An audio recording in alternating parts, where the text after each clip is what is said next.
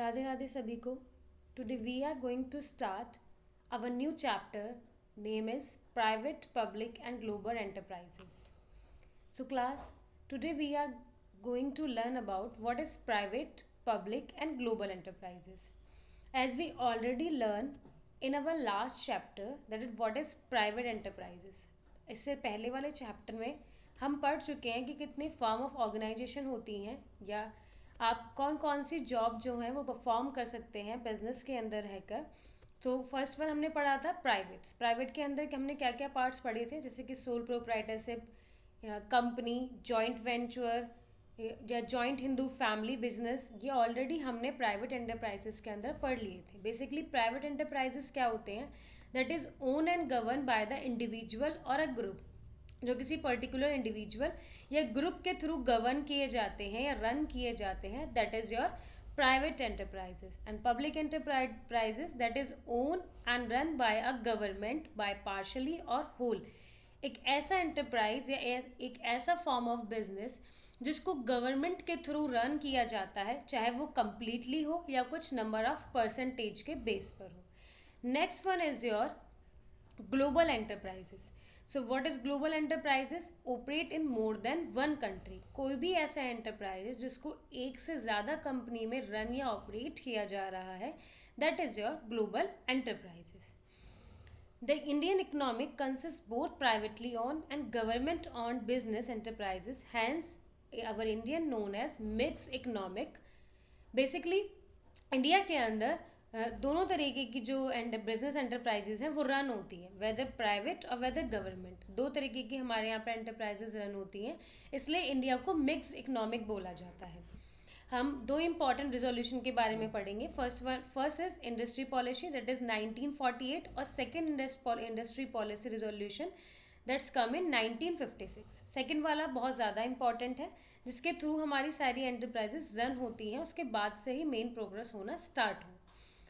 Form of organisation हम already ही पढ़ चुके हैं कि हमने जो प्राइवेट, पब्लिक और ग्लोबल एंटरप्राइजेस पढ़ी. अब प्राइवेट तो हम ऑलरेडी रन कर चुके हैं सेकंड चैप्टर के अंदर, जो कि हमने फॉर्म ऑफ ऑर्गेनाइजेशन के अंदर पढ़ लिया था कि हमारे कितने नंबर ऑफ टाइप की प्राइवेट एंटरप्राइजेस होती हैं. Now we are going to learn about what is private enterprises.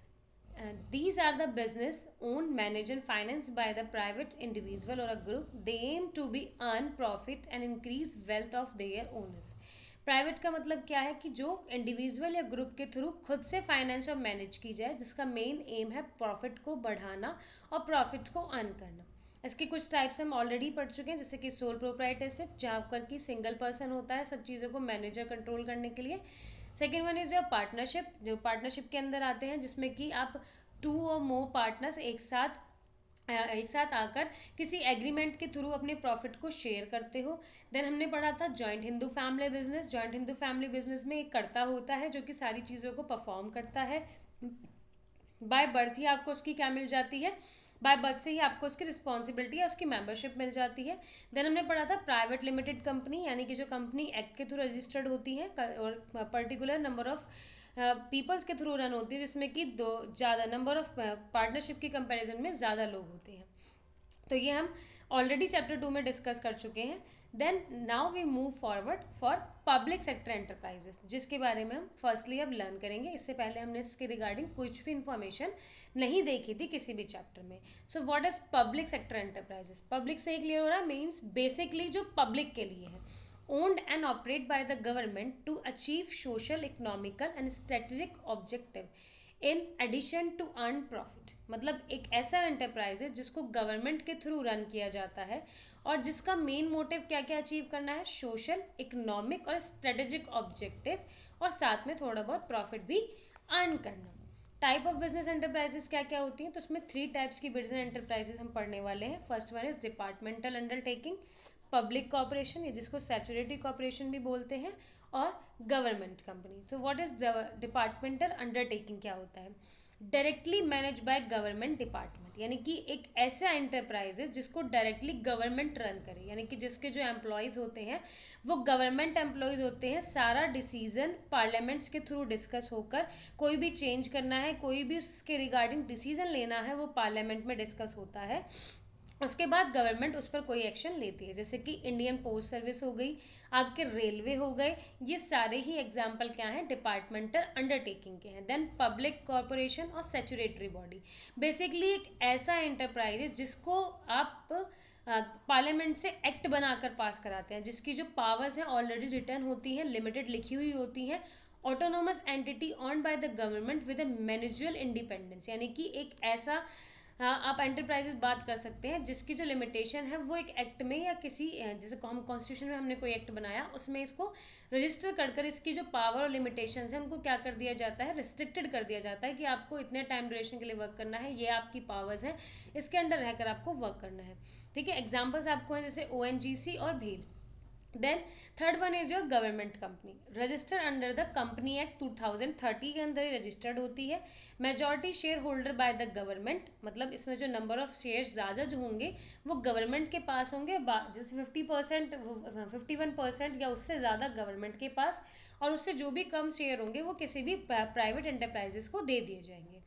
इसकी करेक्टरिस्टिक्स क्या है पब्लिक एंटरप्राइजेस की, सोशल वेलफेयर ओरिएंटेड होता है, यानी कि सोशली वर्क करता है, गवर्नमेंट कंप्लीटली फंडेड होते हैं पब्लिक एंटरप्राइजेस, मैनेज भी public under manage under public control, basically public के अंडर में, मतलब पब्लिक के लिए अगर आप कोई चीज़ें परफॉर्म करा रहे हैं तो ये पब्लिक कंट्रोल में होते हैं।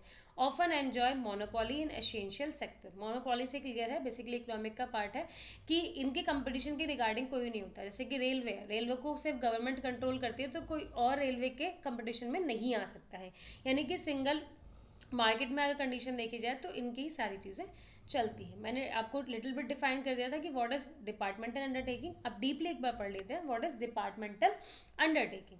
सो क्या है ये, oldest and most traditional form, सबसे पुरानी और जो कि सबसे ट्रेडिशनल हमारी फॉर्म है वो है establish as a department of ministry. मैंने आपको डिफाइन किया था कि पार्लियामेंट में डिस्कस होकर होता है, कोई भी डिसीजन इसके रिगार्डिंग लेना होगा तो वो मिनिस्ट्री में डिस्कस होगा, इसकी पर्टिकुलर मिनिस्ट्री होती है, जैसे कि आपकी रेल मिनिस्ट्री है, उसके अंदर आपका रेलवे डिपार्टमेंट आता है, तो उसके रिगार्डिंग जो भी डिसीजन होंगे वो पार्लियामेंट में डिस्कस कर लिए जाते हैं। एक्सटेंशन ऑफ मिनिस्ट्री इटसेल्फ, इसको कम और बढ़ाया भी जा सकता है, not independent from the government, government से अलग नहीं होती है, ठीक है, गवर्नमेंट के नेम पे ही रन होती है। एम्प्लॉयज़ है गवर्नमेंट, ऑब्वियस सी बात है अगर गवर्नमेंट रन कर रही है तो इसके एम्प्लॉयज़ जो होंगे वो भी कैसे होंगे, गवर्नमेंट होंगे। मे बी अंडर स्टेट और सेंट्रल गवर्नमेंट, अभी दोनों मतलब या तो सेंट्रल गवर्नमेंट या स्टेट गवर्नमेंट, किसी के भी अंडर में ये डिपार्टमेंट्स आ सकते हैं। एग्जाम्पल क्या क्या है, जैसे कि रेलवे हो गया, डिफेंस हो गया, पोस्ट हो गया और आपके टेलीग्राम्स हो गए। अब ये सेंटर और गवर्नमेंट दोनों पर डिपेंड कर सकता है कि ये सेंटर के हैं या फिर स्टेट गवर्नमेंट के हैं। फीचर्स क्या होते हैं इसके, कंप्लीटली कंट्रोल बाय गवर्नमेंट, सारा कंट्रोल गवर्नमेंट का होगा, नो सेपरेट एंटिटी, मतलब कोई अलग से सेपरेट एंटिटी नहीं होगी, गवर्नमेंट के नेम पर होंगे। फाइनेंशियल जो इनकी मतलब जितना भी जो है जो पैसा आएगा वो सब गवर्नमेंट की ट्रेजरी में जाएगा, और इनके रिगार्डिंग जो भी अगर हमें कुछ खर्चा करना है इस डिपार्टमेंट में वो भी क्या आपके एनुअल बजट जो कि क्लियर होता है फरवरी के फर्स्ट वीक में आपको शो कर दिया जाता है, वो सारा उसके रिगार्डिंग जो भी इसके एक्सपेंसिव हैं वो सारे उस एनुअल बजट में शो किए जाते हैं।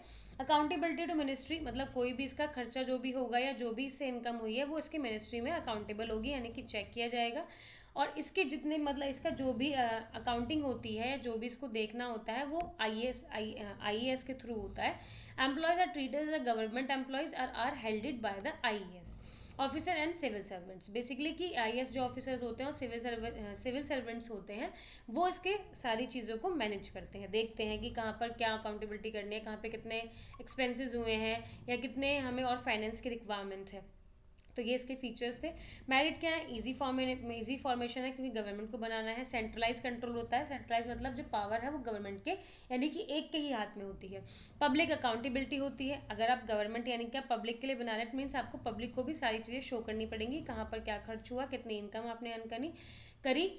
ऑप्टिमम यूटिलाइजेशन ऑफ फंड होता है कि फंड का यूटिलाइजेशन उसी डिपार्टमेंट के रिगार्डिंग होगा। Revenue will be directly transfer to the treasury, यानी कि जो आपकी ट्रेजरी गवर्नमेंट की यानी कि जो गवर्नमेंट का खजाना है उसके अंदर ही वो सारा रिवेन्यू चला जाएगा। लिमिटेशन क्या है, लैक ऑफ फ्लेक्सिबिलिटी नहीं होती क्योंकि सारा कंट्रोल गवर्नमेंट के हाथ में होता है। नो इंडिपेंडेंट डिसीजन, आप इंडिपेंडेंट डिसीजन नहीं ले सकते हो क्योंकि सारे जो डिसीजन होते हैं वो पार्लियामेंट के थ्रू ही टेक प्लेस किए जाते हैं, ठीक है। देन ब्यूरोक्रेसी है, कंजर्वेटिव एटीट्यूड होता है, एंड पॉलिटिकल इंटरफेरेंस बहुत होता है कि गवर्नमेंट को ही सारे डिसीजन लेने हैं इसलिए पॉलिटिकल इंटरफेरेंस तो होगा ही। लैक ऑफ मोटिवेशन भी आता है, मोटिवेशन क्यों आ जाता है क्योंकि क्या है कि मतलब आप पर्सनल डिसीजन नहीं ले सकते हैं, जो भी होगा और पार्लियामेंट के थ्रू होगा, तो हो सकता है कि आपका मोटिवेशन भी यहाँ पर क्या हो सकता है, थोड़ा कम हो सकता है या डाउन हो सकता है. देन नेक्स्ट आगे हम फर्दर मूव करते हैं. That second point is your statutory corporation. तो सैचुरेटरी कॉर्पोरेशन में हमने क्या पढ़ा था, brought into existent by a special act of the parliament. Parliament से एक स्पेशल एक्ट पास कराकर आप क्या करते हैं, सैचुरेटरी कॉर्पोरेशन को रन करते हैं. कॉर्पोरेट बॉडी फाइनेंशियली इंडिपेंडेंट होती है बेसिकली, सेपरेट लीगल एग्जिस्टेंस होती है इसकी, power of government plus flexibility of private, दोनों की पार्ट होंगे. मतलब कि यहाँ पर गवर्नमेंट की पावर होगी, पावर तो गवर्नमेंट के हाथ में होगी, लेकिन जो भी माइंड सेट होगा, जो भी वर्क परफॉर्म करना होगा, वो एक प्राइवेट एंटरप्राइजेस के हाथ में होगा. एग्जाम्पल क्या है जिसके, SBI है, LIC है, FCI है, यानी कि food corporation of India. Features क्या है, created by the act of parliament, यानी कि ये पार्लियामेंट के थ्रू बनता है, वेदर चाहे सेंट्रल चाहे स्टेट लेजिस्लेचर. अगर सेंटर ने पास किया है तो सेंटर के अकॉर्डिंग, और स्टेट ने किया है तो स्टेट के according. Power and limitation are defined by the act, act के थ्रू डिफाइन होती हैं. ऑपरेट अंडर सेंट्रल और स्टेट गवर्नमेंट, सेंट्रल और स्टेट गवर्नमेंट के थ्रू ऑपरेट होता है. ऑपरेट कैसे होता है, क्योंकि जो बोर्ड ऑफ डायरेक्टर के मेंबर होते हैं वो गवर्नमेंट एम्प्लॉय यानी कि गवर्नमेंट के ही मेंबर होते हैं बेसिकली. सेपरेट लीगल एंटिटी होती है. No consideration as a part of budget, budget के अंदर इसका कोई कंसिडरेशन नहीं होता है, मतलब बजट में इसको डिस्कस नहीं किया जाएगा. एम्प्लॉयज़ आर नॉट गवर्नमेंट, मतलब जो इसके एम्प्लॉयज़ होंगे वो गवर्नमेंट एम्प्लॉयज़ नहीं होंगे.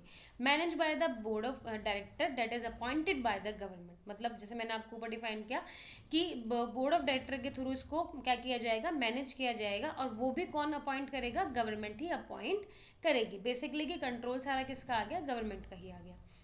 मेरिट्स क्या है, ऑपरेशनल फ्लेक्सिबिलिटी होती है, मिनिमम गवर्नमेंट कंट्रोल होता है, क्विक डिसीजन मेकिंग हो जाती है, और सर्विस मोटिव होता है. बेसिकली काम करना इनका क्या है, पर्पज होता है.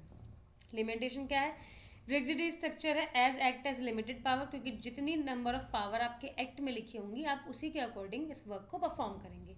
ऑटोनोमस ऑन पेपर ओनली, सारे राइट्स जो होंगे वो सिर्फ पेपर पर ही होंगे. लैक ऑफ इनिशिएटिव होता है, और अनफेयर प्रैक्टिस भी इसमें परफॉर्म होती है, क्योंकि बेसिकली डिसीजन जो होता है वो बोर्ड ऑफ डायरेक्टर के हाथ में होता है. इट मीन्स आप यहाँ पर कुछ भी नहीं कर सकते हैं.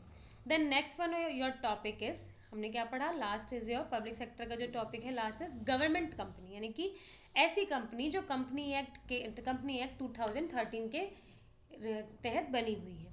Establish purely for business purpose only, ये सिर्फ बिजनेस पर्पज से बनी हुई होती है. इसमें जो गवर्नमेंट कंपनी का शेयर होगा वो 51% या फिर उससे ज़्यादा होगा. हेल्डेड बाय सेंट्रल, स्टेट और बोथ ऑफ द गवर्नमेंट, या तो दोनों में से कोई एक या दोनों ही इसको क्या कर सकती हैं, चला सकती हैं. The share of company are purchase in the name of the president of India, मतलब अगर कंपनी के शेयर को कोई परचेज करता है तो वो किसके नाम पर परचेज करता है, प्रेसिडेंट ऑफ इंडिया के नाम पर. फीचर क्या है, incorporated under the company act 2013 के अंडर बनती है. Employees are appointed according to their own law and regulation as per MO और AAO, एसोसिएशन ऑफ आर्टिकल. ठीक है, बेसिकली जो एम्प्लॉयज़ होते हैं वो कैसे होंगे, वो अपॉइंट जो भी रूल्स और रेगुलेशन MOA और AOA में गिवन होंगी उसके अकॉर्डिंग आप एम्प्लॉयज़ को अपॉइंट करेंगे. Manage by board of director, वही सिमिलरली लास्ट वाले हमने जो एंटरप्राइज पढ़ा उसकी तरह कि बोर्ड ऑफ डायरेक्टर मैनेज करेंगे सारी चीज़ों को, जिनको कौन अपॉइंट करेगी, गवर्नमेंट अपॉइंट करेगी. फाइनेंशियली फ्रीडम होती है क्योंकि can raise a fund to, यानी कि आप फंड्स को रेज कर सकते हैं, इसलिए फाइनेंशियली आपके पास फ्रीडम होती है. अकाउंटेबल टू द मिनिस्ट्री को लेकिन आपको इसकी अकाउंटेबिलिटी देनी होगी. मेरिट्स क्या है, फ्लेक्सिबिलिटी मैनेजमेंट होता है, एफिशिएंट स्टाफ होगा. ऑब्वियसली बात है कि आपके यहाँ पे क्या होगा कि जो पावर होगी वो गवर्नमेंट की होगी, लेकिन जो भी माइंडसेट होगा, जो भी वर्क परफॉर्म करना होगा वो प्राइवेट एंटरप्राइजेस को क्या करना होगा, इस वर्क को परफॉर्म करना होगा. Can complete with a private firm, can indulge into the collaboration, या तो कंप्लीट पूरा प्राइवेट फर्म ही देखेगी कि भाई सारा काम हम ही करेंगे, या फिर कोलैबोरेशन भी कर लेते हैं कि आप पावर भी कर लीजिए, अपना मैन पावर भी देना है तो वो भी आप दे सकते हैं. लिमिटेशन, जैसे कि लिमिटेशंस क्या है, पॉलिटिकल इंटरफेरेंस होती है. ऑब्वियसली बात है, गवर्नमेंट के अगर शेयर या गवर्नमेंट ने परसेंटेज ली हुई है तो वो इंटरफेयर तो करेगी. Majority of board of are government representative, यानी कि जो भी बोर्ड ऑफ डायरेक्टर के जो मेजॉरिटी होगी वो सारे गवर्नमेंट रिप्रेजेंटेटिव ही होते हैं.